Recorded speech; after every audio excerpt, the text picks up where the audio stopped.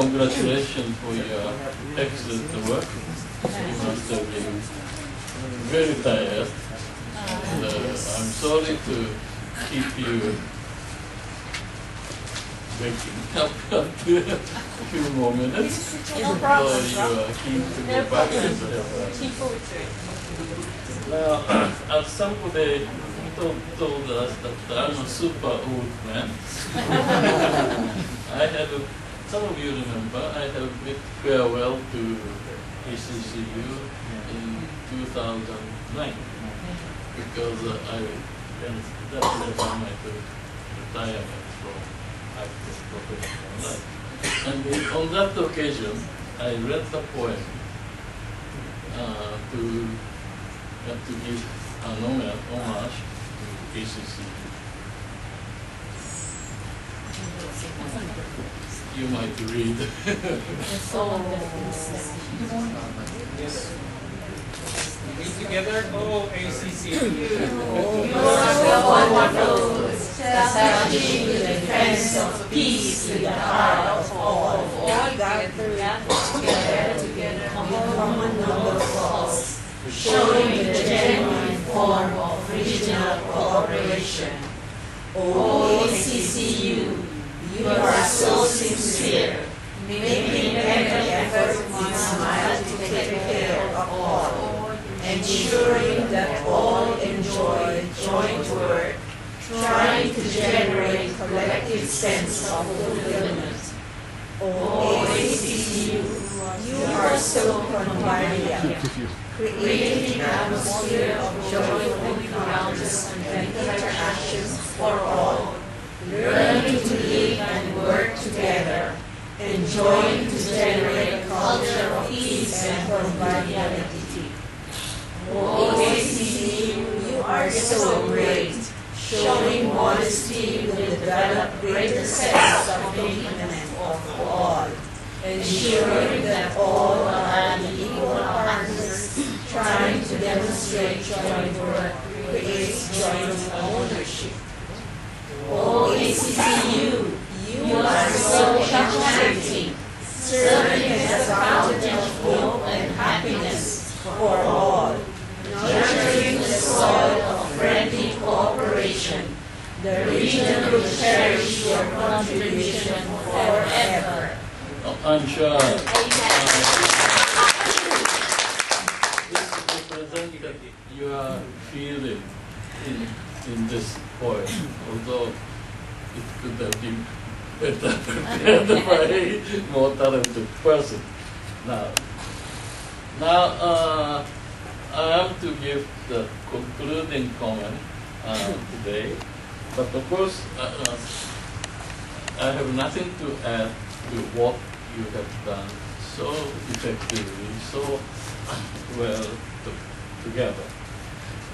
But I like to make few preliminary comments. First, UNESCO's regional cooperation in education started in 1960 in Africa. It's called Addis Ababa Plan, and in Asia, Karachi Plan, and Asian regional cooperation, which has not only survived but also proved effective.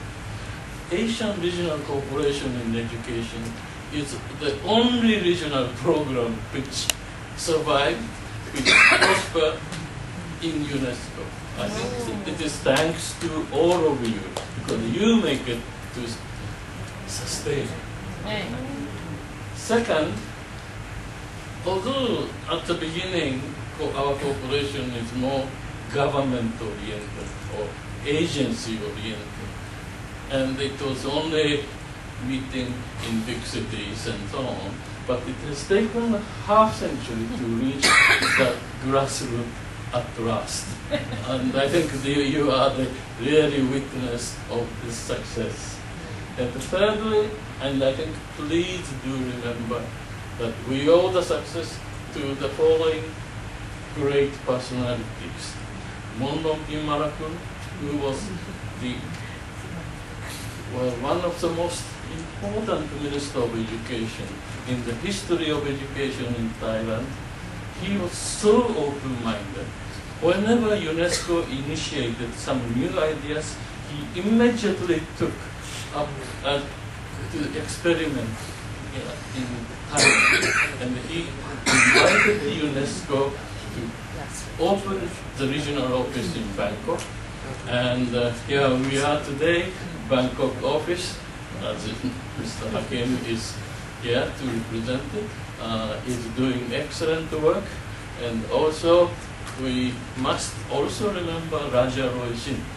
Some of you may not have the chance to see him, but he was the real founder of the regional office in Bangkok.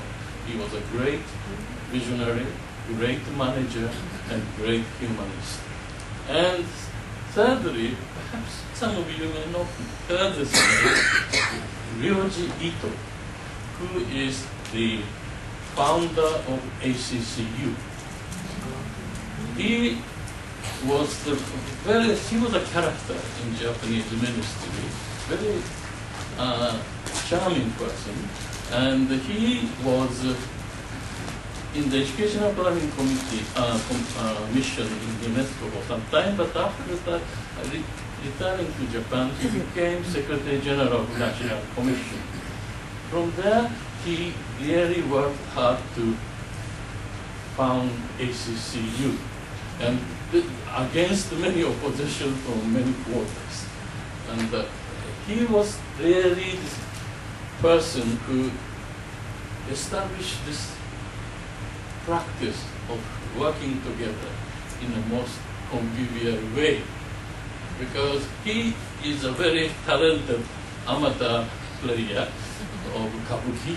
So he's not so much interested in the discussion, but all he wanted to play some women's role in there. And his wife was complaining that he was taking kimono always.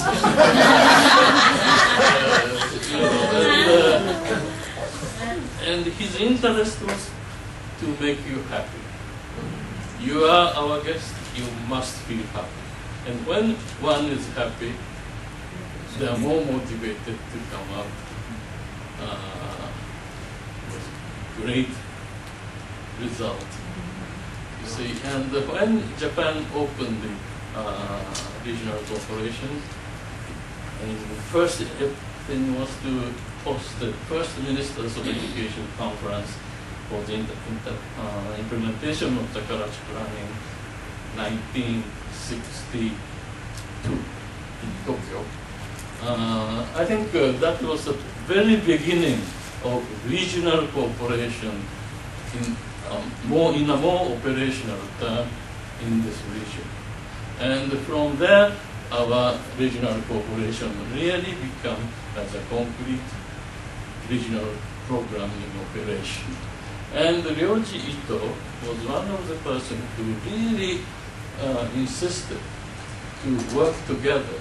It's not for great expert to tell you this is this, this is that, and so on, to lecture on whatever is important thing, but he insisted everybody should speak up and discuss together and come out together as a joint outcome, which is much more powerful than any message from the great expert. So this tradition existed since 1961 on the soils of Asia and the Pacific. So whenever meeting takes place by ACCU or before by NIER, we have this convivial form of consultation. Of course, I have some 20 pages here, but I'm not going to. But you see, one thing I wanted to remind you is,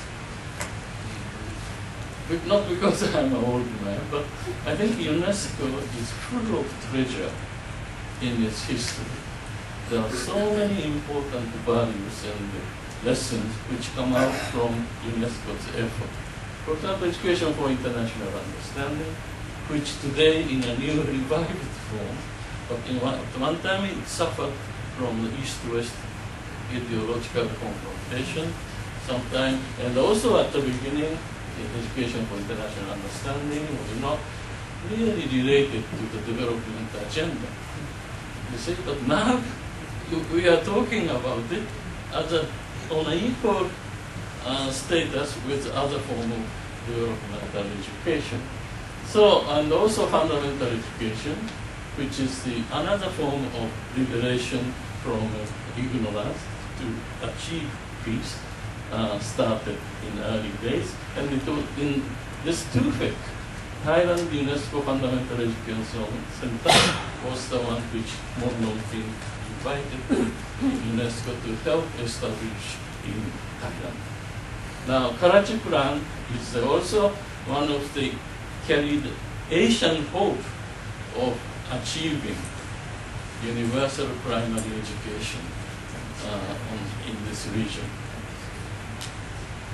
Now, 1960 really is a period when development agenda came in, and many educational efforts was related to developmental process. And in the Karachi Plan, for example, we thought 1980 by in 20 years we could achieve universal primary education. How stupid we were. We were very serious. We could achieve in 20 years. But even at least after half century, we can see somewhere, some way to reach that goal. And, but it was a more quantitative approach and projection methodology, and it is really meant to be part of economic development. Of course, we have done lots of things for adult education.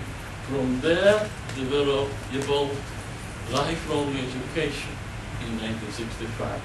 And also literacy became from simple literacy to functional literacy, or work-oriented literacy. And Asia Iran hosted World Conference of Literacy. And following that conference, experimental world literacy program was carried out by UNESCO in cooperation with UNDP and so on. And you might be very interested to know how this World Conference of Literacy took place. Because Indonesia, in socialist countries, communist countries, were normally very strong in top-down approach to educate everybody, like Lenin insisted to spread literacy in the Soviet state. But in non-socialist countries, Indonesia was one of the first to achieve, try large-scale literacy program. And because of the multi-linguistic situation, to ensure national unity and so on, to learn Bahasa Indonesia. And Shah, Emperor of Iran, came to see Indonesia. He was so impressed by Indonesian effort. And he returned back to his country, and he immediately started literacy campaign in Iran, but he used army. It was called Army of Knowledge. Battalion of Literacy, Battalion of Health, Battalion of Women Development. But unfortunately, battalions are more or less part of his clan. Therefore, it was one of the reasons for the fall of this from kingdom. But anyway, Asia contributed very much for literacy development. Now, thanks to Asia Karachi Plan, we have managed to establish some infrastructure of regional cooperation in education in Asia, New Delhi, Philippines, Tokyo, and Bandung, and so on. Educational plan.